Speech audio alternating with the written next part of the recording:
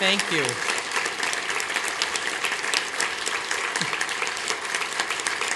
I did all that.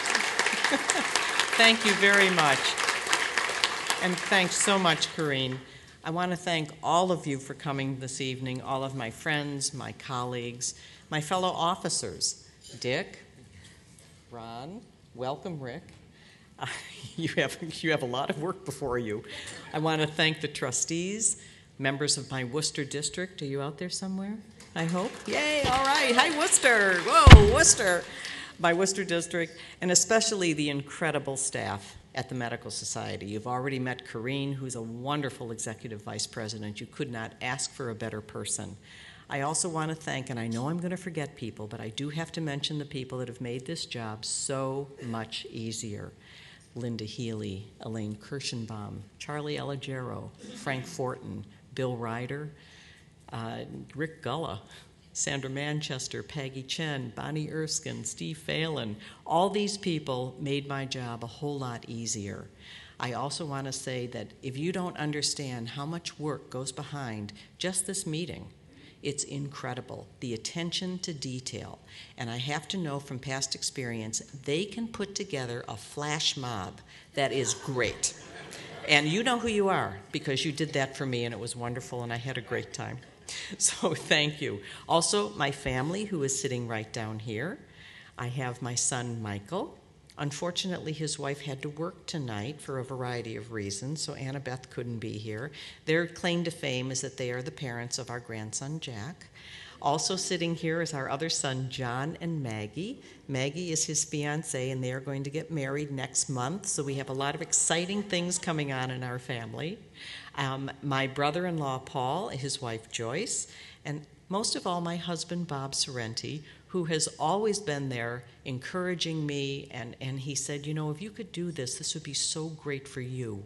And really it has been, so thank you very much. It's really been great to have your support. Thank you.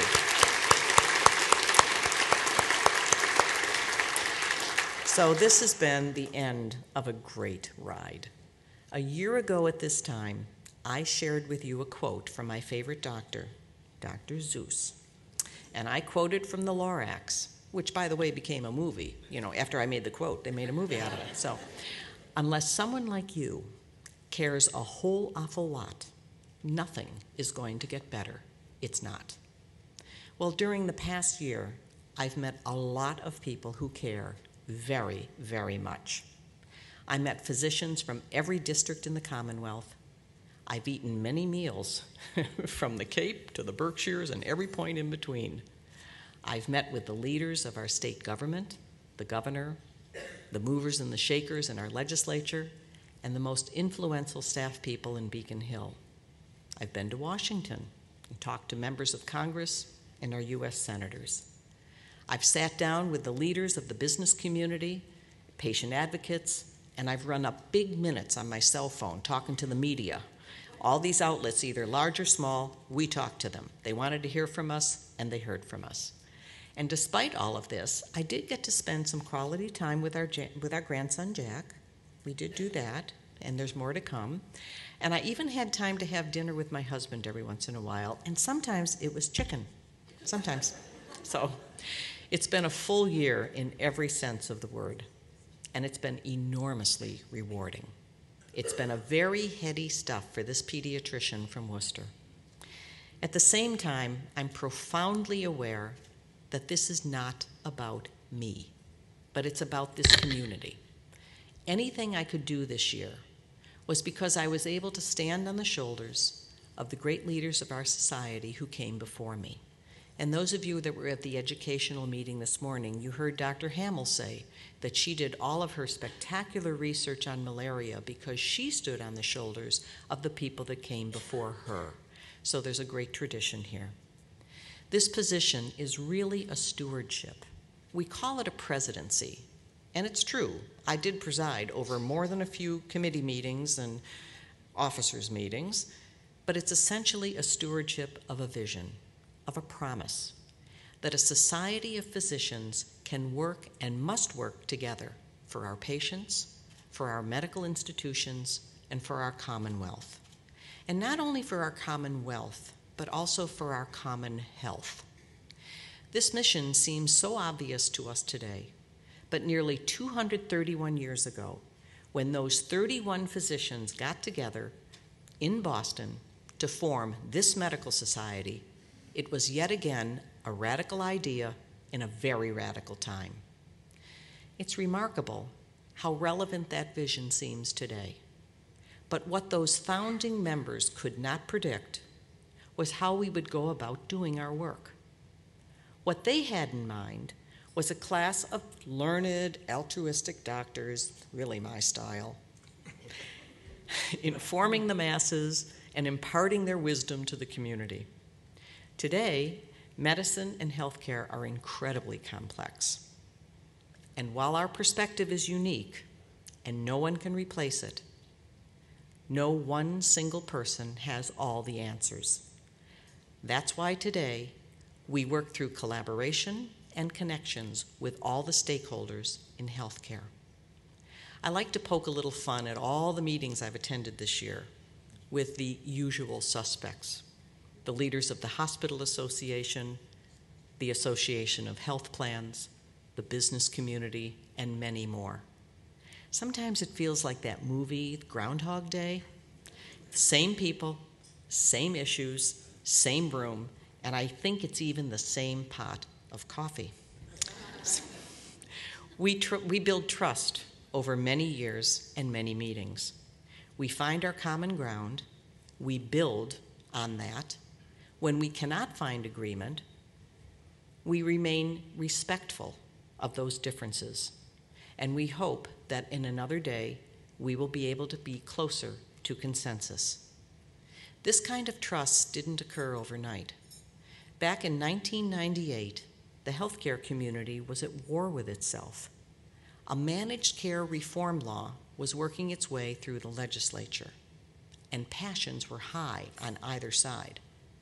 The House Speaker, Tom Finneran, gave up trying to impose a compromise on everyone and said, let's put all the scorpions in a jar and let them work this out among themselves.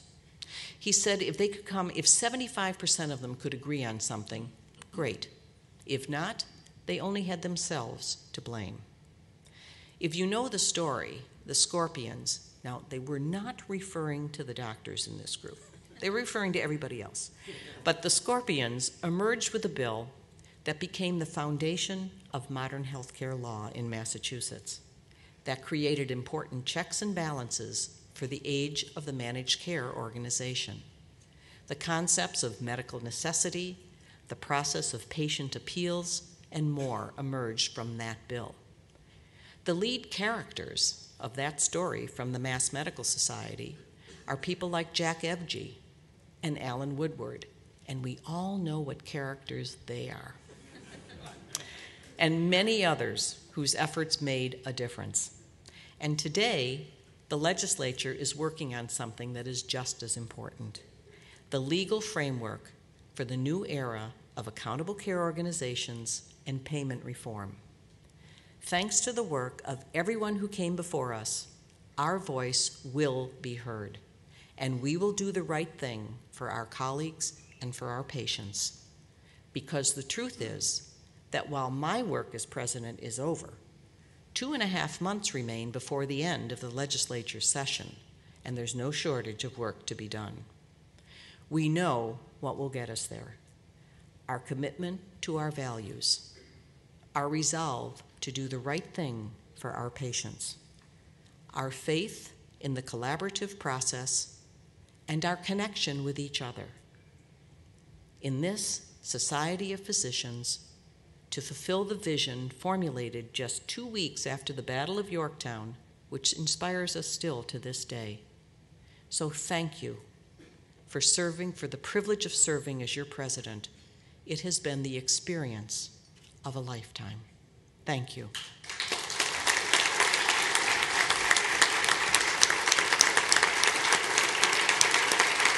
Are you ready?